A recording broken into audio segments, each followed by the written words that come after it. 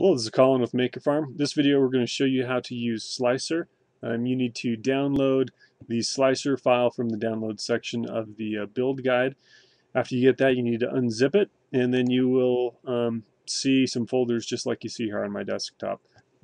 You've got a Windows version, a Mac version, a Linux version, and then in here we have all of the Slic3r configs, which will be specifically for the hot end in the printer you have. For me, I have a Windows machine, so I'm going to go into here.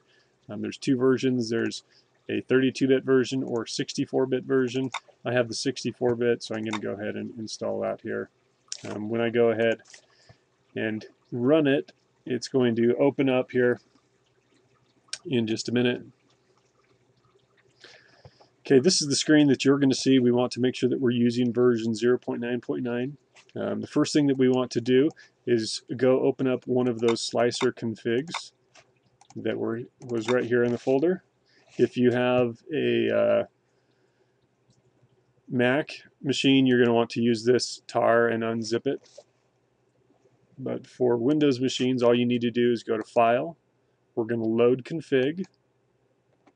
And we can go through and we can browse to those config files. You can pick if you have the 6-inch or the 8-inch kit, or if you have a different kit, you can pick that also. I'm going to go ahead and use the 8-inch.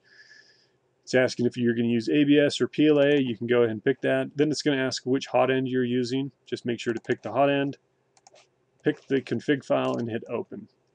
At that point, all you need to do, it's going to load all those files. We can do a couple different things. We can drag an STL file here into the plater. This is just the hollow cube. We can use this here to add more things, do less, export G codes, things like that, scale it, make it larger, smaller, rotate them.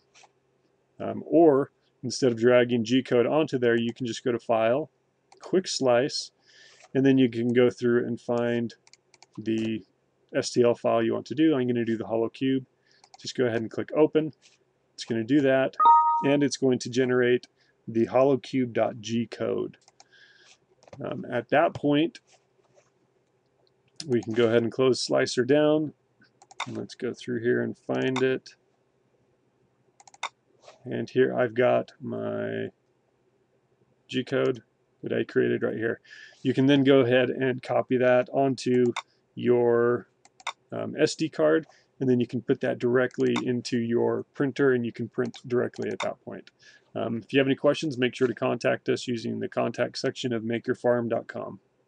You will also want to make sure that you load that config file for Slic3r every single time you want to slice a new file. Thank you.